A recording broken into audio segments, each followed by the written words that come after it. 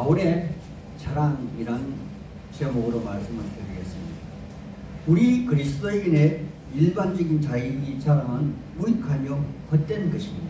왜냐하면 그리스도인은 자기의 주권을 모두 그리스도께 반납하고 자기 자신의 정체성은 오직 그리스도 예수 안에서 그분의 뜻에 따라 따르는 삶을 살아갈 것을 자발적으로 맹약한 그러한 사람들이기 때문에 그러합니다. 그렇다면 여기 오늘 본문에서 사도 바울의 자기 자랑은 당시나 후대 그리스도인들에게 과연 올바른 것일까요? 물론 이러한 판단은 옳고 그름의 문제가 아니라 바람직한 것인가 아닌가 하는 문제입니다. 사도 바울은 이 문제에 관하여 분명한 자기 표현을 하고 있습니다. 이것은 분명 거짓되고 잘못된 행위는 아닐지라도 바람직한 행위는 결코 아니라는 것입니다. 그래서 그는 오늘 본문 11장 1절에 두 번이나 이러한 행위는 어리석은 것이다 라고 밝히고 있으며 여기 16절에도 반복해서 자기의 행위는 분명 어리석은 것이지만 그럼에도 불구하고 조금 어리석은 자로 받아달라 이렇게 부탁을 하고 있는 것입니다. 그렇다면 이렇게 자기로서도 분명 어리석은 그 일이라 판단한 상태에서 그는 왜 굳이 이 어리석음을 반복하고 또 주장하고 있는 것일까요? 여기에 분명한 이유가 있지 않겠습니까? 오늘 본문을 통하여 그 이유를 한번 살펴보고 또 그리스도인의 자랑은 과연 어떠해야 하는가에 대해서 알아보는 시간을 갖기로 하겠습니다. 17절에 바울사도는 분명 자기의 정체성을 벗어난 자기 자신이 주인되어 하는 말임을 이렇게 밝히고 있습니다. 제가 의역을 하여 말씀을 드리겠습니다. 내가 나의 자랑을 말하는 것은 내 주를 따르는 그러한 말이 아니요 오직 어리석은 자들과 같이 내가 나의 자랑을 기탄 없이 자랑하노라. 아멘. 그리고 그의 어리석음에 대한 정의도 18절에 분명 밝히고 있습니다. 18절의 말씀을 우리 한번 같이 읽어보겠습니다. 시작. 여러 사람이 육신을 따라 자랑하니 나도 자랑하리라. 아멘. 여호와 하나님의 사람들이요 여기 육신을 따라 자랑하는 사람이란 참 신앙인이 아니라는 그런 전제 말씀이 아니던가요? 우리 그리스도인들은 성령의 사람이 아닌가요? 우리 그리스도인의 정체성은 그리스도 예수님이 영으로 죽은 나를 살리시기 위하여 자기 그 자신이 우리를 대신하여 육신의 십자가 죽음을 죽으셨지만 그분은 원천적으로 하나님 그 자신이셨기에 다시 부활하셔서 하늘에 오르시면서 우리의 믿음, 나의 믿음 이전의 육신의 사람이 아닌 영의 사람으로 살아가기 위한 성령 하나님을 우리 각 사람에게 아니 나에게 보내주심으로 말미암아 우리 그리스도인들은 분명 육신의 사람이 아니라 영의 사람이라는 것입니다. 이러한 사실을 모르는 사도 바울이 아닐진데 사도 바울은 왜 많은 사람들이 육신을 따라 하는 자랑을 자기도 해야만 하는 것일까요? 사도 바울은 그 이유에 대하여 직접적으로 분명한 이유를 밝히고 있지는 않지만 여기 고린도 교회 책망을 기록한 19절의 말씀과 20절의 말씀에서 그 해답을 찾을 수 있지 않겠나 생각해 봅니다. 같이 19절과 20절의 말씀을 읽어보겠습니다. 시작. 너희는 지혜로운 자로서 어리석은 자들을 기쁘게 용납하는구나. 누가 너희를 종으로 삼거나 잡아먹거나 빼앗거나 스스로 높이거나 뺨을 칠지라도 너희가 잘 용납하는구나. 아멘. 여호와 하나님의 사람들이요 여기 19절의 말씀에서 너희는 라는 말은 고린도 교회의 일부 교인을 말할 것입니다. 그리고 지혜로운 사람들이란 그리스도를 주로 섬기는 즉 영의 사람들일 것이고 어리석은 사람들이란 그리스도인이 아닌 우리 예수님의 가르침을 삶으로 따르지 아니한 그러한 사람들일 것입니다. 그렇다면 바울 사도의 논리는 어떻게 영의 사람이 육신의 사람을 쫓는 그 삶을 살 수 있냐고 신실한 고린도 교회 교인들이 거짓 사도의 말을 따르며 삶을 살 수 있냐고 그것도 기쁘게 받아들일 수가 있냐고 그는 강하게 질타하고 있는 그러한 장면이라는 것입니다. 여호와 하나님의 사람들이요, 이 말씀을 보다 원색적으로 표현을 한다면 너희는 어리석은 자로서 어떻게 지혜 있는 사람처럼 행세를 하느냐 하는 비난의 말일 것입니다. 그리고 그 비난의 이유에 대해서 20절에 말하고 있습니다. 누가 너희를 종으로 삼거나 잡아먹거나 가진 재산을 빼앗거나 스스로 높이거나 뺨을 칠지라도 너희가 잘 용납하는구나. 하나님의 사람들이여, 만약 오늘날 여러분들에게 어떤 사람이 나타나 여러분을 종으로 삼고 잡아먹고 가진 재산을 빼앗고 스스로 상절이여 마음에 들지 않는다고 그 이유 없이 뺨을 친다면 여러분은 과연 어떠한 반응을 보이시겠습니까? 아마 이 말들은 현대 오늘날 우리에게 적용되는 그런 말씀이 아니라 당시 1세기 때 아니면 고대 봉건 노예 시대 때 전쟁에 피한 패전국을 대하는 그러한 태도일 것입니다. 그럼에도 불구하고 이러한 현상은 현대 오늘날 우리 주위에 얼마든지 흔하게 볼 수 있는 그런 상황이 있다는 것입니다.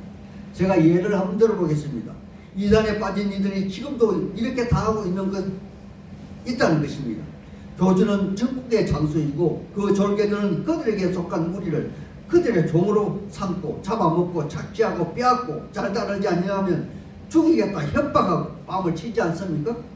그런데도 그들 이단에 속한 그들은 영적인 노예가 되어 부모도 가정도 실질적으로 버리면 금생과 내생에 커다란 복을 받는다고 믿으며 또 교주의 영생 불서를 믿고 따르며 오늘도 충성하며 그 교주가 태어난 곳을 신성시하여 밤이 되면 파수꾼 조를 짜서 그곳에 가서 찢지는 해괴망청한 행위들을 지금도 장행하고 있다는 것입니다. 하나님의 사람들이요, 그래서 사도 바울이 이러한 유사한 행위를 하는 그곳 고린도 교회와 오늘날 한국 교회를 위하여 참 그리스도인들에게는 무익하지만 이단에 빠진 그들에게는 경각심을 갖게 하기 위하여 어리석은 행위 주장을 하는 것이라 21절에 주장하고 있는 것입니다. 21절의 말씀을 제가 읽어드리겠습니다. 나는 우리가 약한 것 같이 욕되게 말하노라. 너희가 누가 무슨 일에 담대하면 어리석은 말이나마 나도 담대하리라. 아멘. 사도 바울은 본격적으로 31절부터 자기 자랑을 시작하고 있습니다. 이것은 31절에 분명하게 밝혀오듯이 자기 자신의 영육의 주인이신 주인의 이름으로 맹세하고 그런 격식을 취하고 있다는 것입니다. 31절의 말씀을 제가 읽어드리겠습니다. 주 예수의 아버지 곧 영원히 찬송받으실 하나님, 내가 거짓말 하지 아니하는 것을 그분은 아시느니라. 아멘. 그렇다면 사도 바울의 자랑은 무엇을 말하는 것일까요? 이 자랑의 말씀이 직접적으로 22절에서부터 28절에 기록이 되었습니다. 제가 읽어드릴까요? 아니면 같이 읽어볼까요? 우리 같이 한번 읽어보겠습니다. 22절부터 28절을 같이 읽어보겠습니다. 시작. 그들이 히브리인이냐 나도 그러하며 그들이 이스라엘인이냐 나도 그러하며 그들이 아브라함의 후손이냐 나도 그러하며 그들이 그리스도의 일꾼이냐 정신없는 말을 하거니와 나는 더욱 그러하도다. 내가 수고를 넘치도록 하고 옥에 갇히고 매도 수없이 맞고 여러 번 죽을 뻔하였으니 유대인들에게는 40에 하나 감한 매를 5번 맞았으며 3번 태장으로 맞고 1번 돌로 맞고 3번 파손하고 일주일을 깊은 바다에 지냈으며 여러 번 여행하면서 강의 위험과 강도의 위험과 동족의 위험과 이방인의 위험과 시내들의 위험과 광야의 위험과 바다의 위험과 거짓 형제 중에 위험을 당하고 또 수고하며 애쓰고 여러 번 자지 못하고 주이며 목마르고 여러 번 굶고 춥고 헐벗은도라. 이 외에 일은 고사하고 아직도 날마다 내 속에 눌리는 일이 있으니 곧 모든 교회를 위하여 염려하는 것이라. 아멘. 여호와 하나님의 사람들이여, 여기 이곳에 기록된 말씀은 직접적으로 사도행전의 많은 내용을 포함하고 있으며 당시 시대상으로 역사가 요세푸스나 혹은 초대 교회 교부에 의해서 이미 많은 것이 밝혀지고 있습니다. 예를 들면 로마의 클레멘트에 의하면 사도 바울이 옥에 갇힌 횟수가 모두 7번이나 된다고 그의 책에 밝히고 있다는 것입니다. 하지만 일부 그의 행적이 모두 사도행전에 기록되지 아니한 것은 성경은 우리의 구원을 위해서 취사 선택하여 기록된 말씀이라는 것일 때문일 것입니다. 그런데 여호와 하나님의 사람들이요, 여기 바울의 자랑을 보면 그가 태어난 출생을 제외하고는 모두 그의 약함을 자랑하는 내용입니다. 예를 들면 사도행전 14장에서 보면 루스드라에서 남에서부터 안전병이었던 자를 걷게 하는 사건이나 사도행전 16장에서 옥에서 찬송하다 풀려난 사건, 20장에서 죽은 유도고를 살려낸 사건이나 혹은 귀신 들린 소년을 낫게 한 사건 등등 듣기에 좋고 절로 박수가 나오는 그런 일들을 나열하는 것이 아니라 모두 죽을 만큼 수고하고 고생한 사건, 아니면 어처구니 없는 일로 모함을 받아 죽을 뻔한 사건만 여기에 나열하고 있다는 것입니다. 그런 반면에 여기 고린도 교회 교인들을 현혹하는 거짓 사도들의 자랑은 과연 어떠했을까요? 아마도 여기에 기록되어 있지는 않지만 그들의 진짜 자랑은 아주 그들의 업적 중 가장 뛰어난 업적을 나열하였을 것입니다. 그렇다면 여호와 하나님의 사람들이요, 바울 사도의 사랑의 본뜻은 이미 우리가 분명 알고 있지 않습니까? 바로 바울 사도의 자랑은 자기 자신의 어뜸을 자랑한 어리석은 자랑이 아니라 여기 고린도 교회 교인들의 구원을 위한 진짜 사도의 삶의 모습을 보여준 그러한 사건들을 나열하고 있는 것이 아닌가요? 이 말씀이 바로 28절 29절의 말씀이라는 것입니다. 제가 읽어드리겠습니다. 이 외에 이런 고사하고 아직도 날마다 내 속에 눌리는 일이 있으니 곧 모든 교회를 위하여 염려하는 것이라. 누가 약하면 내가 약하지 아니하며 누가 실족하게 되면 내가 애타지 아니하더냐. 아멘. 그리고 사도 바울은 진짜 자기의 정체성을 나타내 보여주고 있습니다. 여호와 하나님의 사람들이요, 이사야서 43장 21절에 보면 하나님의 사람을 지으신 본래의 목적이 바로 찬송을 받으시기 위함이었습니다. 그래서 여기 바울 사도는 아브라함의 부회로서, 히브리인으로서, 베냐민 지파로서, 바리새파로서 그 사실을 뼈에 사무치도록 인식하고 있기에 여기 이사야 선지자의 말씀을 인용하여 찬송을 받으시기에 합당한 하나님을 두고 자기 자신의 결백을 주장하고 있는 것입니다. 그리고 30절에 자기 자랑에 대한 최대의 방점을 찍고 있습니다. 부득불 나의 약한 것을 자랑하리라. 하나님의 사람들이여, 사도 바울의 가장 약한 부분은 과연 무엇일까요? 앞의 말씀처럼 여기 고린도 교회 교인들을 위한 수고와 인내 그리고 모함을 받은 훈장을 말하는 것일까요? 아니지요. 여기 32절 33절에 분명하게 밝히고 있습니다. 제가 32절 33절을 읽어드리겠습니다.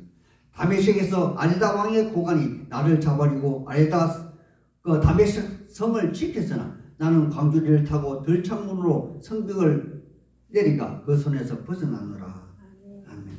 아마도 바울 사도가 옛적에 예수님을 만나고 난 직후에 자기가 몸소 겪은 일을 여기에 소개하고 있는 이유는 자기의 마음속 깊은 곳에 잠재되어 있는 부끄러운 각오를 들춰내므로 해서 자기의 속마음이 치유되고 이해를 받게 되는 그런 행위를 하고 있는 것이 아닌가 생각해 봅니다. 대부분의 사람들은 옛적에 자기 자신의 양심에 비춰보아 사회 윤리 도덕적으로 죄를 짓는 것은 아닐지라도 말하기에 쑥스럽고 부끄러운 각오 한둘은 있을 것입니다. 저 같으면 지난주에 간증에서 조카를 면전에 두고 심한 말을 한 것뿐만 아니라 더 큰 실수도 한 적이 많이 있지만 여기 바울 사도는 적어도 자기의 생각에 바로 이 사건이 가장 부끄럽고 졸렬한 도망자의 모습을 보여준 그러한 사례라 여기고 여기에 나열하고 있는 것이 아닌가 합니다. 그래서 그는 부끄러운 도망자의 자기 모습을 세상에 까발리고 있는 것이라 생각이 되어집니다. 여호와 하나님의 사람들이요. 그렇다면 여기 바울 사도의 자랑은 앞에서도 이미 밝혀준 것처럼 여기 일부 고린도 교회를 위한 것이며 때로는 가끔씩 잘못된 길을 가는 우리를 위한 오늘날 우리 하늘 향기 나는 교회를 위한 안타까운 마음의 절규가 아니던가요? 그러므로 오늘 우리가 읽은 본문을 통하여 배워야 할 점은 우리 그리스도의 자랑의 본 모습은 자기 자신의 우월성을 자랑하는 것이 아니라 다만 예수 안에서 타인을 위한 건덕의 차원에서 자기의 약함을 자랑하는 그러한 자랑이어야 한다는 것입니다. 아멘. 이러한 지혜를 갖게 되시기를 우리 주 예수님 이름 받들어 축원하고 축복하는 바입니다. 아멘. 아멘.